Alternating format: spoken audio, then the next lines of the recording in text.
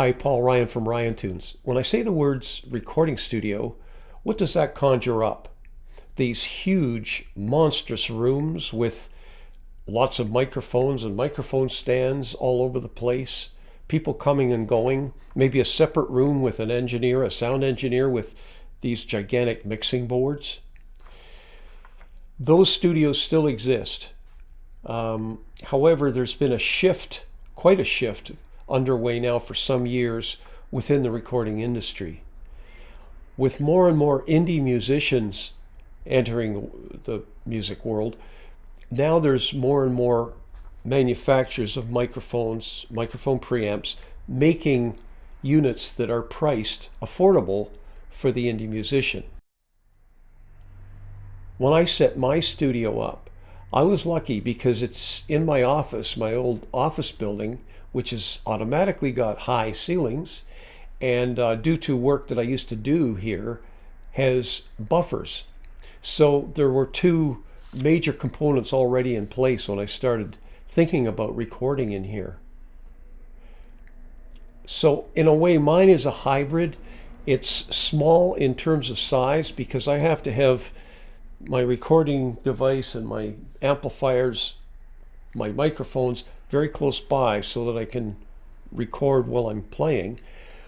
But it's also big in the way that the equipment that I've gathered over the years is similar to what I mentioned in the microphone session. I've saved up and bought, I think, premium units that would be used in a large recording studio. So again, I think mine's a little bit of a hybrid, not really an indie studio, certainly not a big downtown studio, somewhere in the middle. I record acoustic music, so the equipment that I have is going to record the sounds that I hear in my ear from the acoustic instruments in the room. I want that sound reflected right through the chain right till it comes out of the computer. So in a way, might be different than, say, an indie that does rap music or pop music.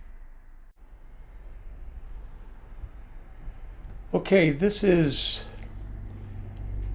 what they call the front end of my recording studio, and it's bare bones. There are some other units, but these are the important ones. At the top, you'll see preamplifiers.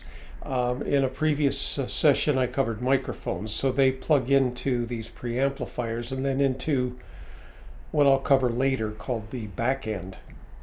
So the first one we'll look at, and I'm doing this by hand here, this is a Summit EQF preamp.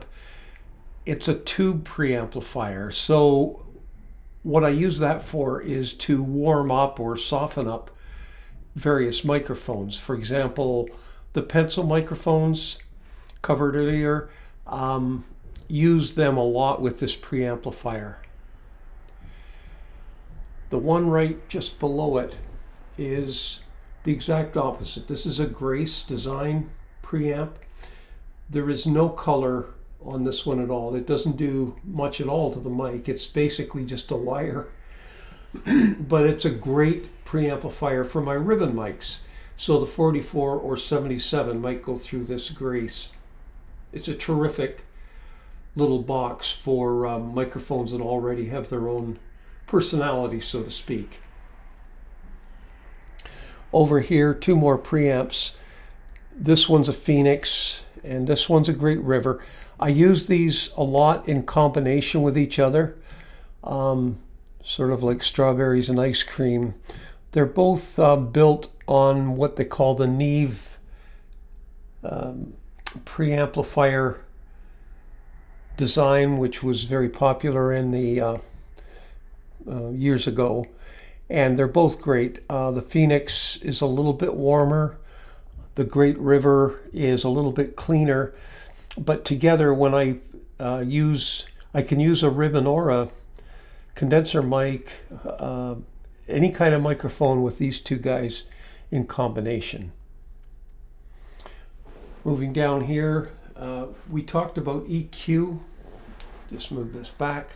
Talked about EQ. This is the EQ unit that I use. It's the Summit 100, and you can see, if I can move this closer, you can see the incredible number of specific frequencies that you have control over.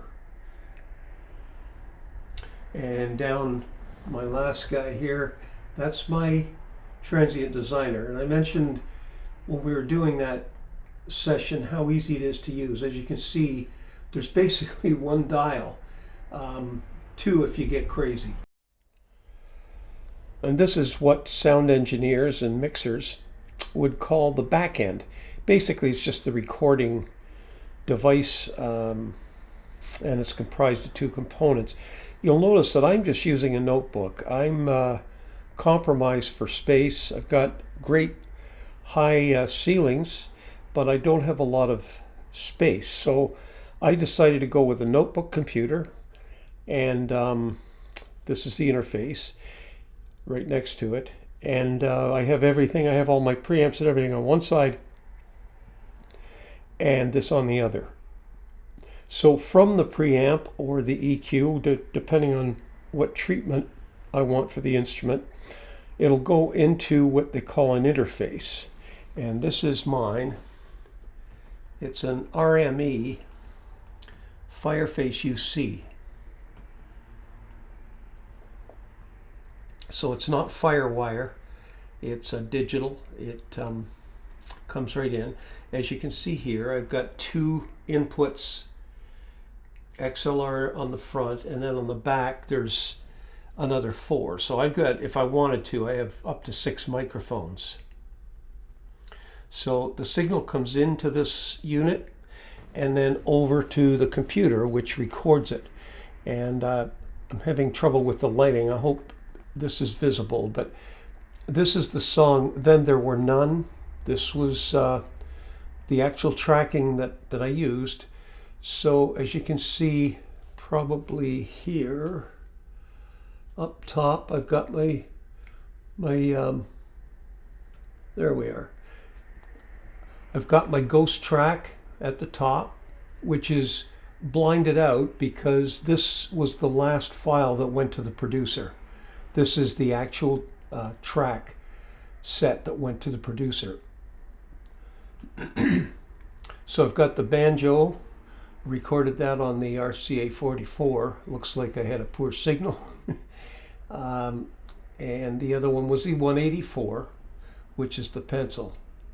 And it looks like I've redone it, or I did it on the other mic, the 77.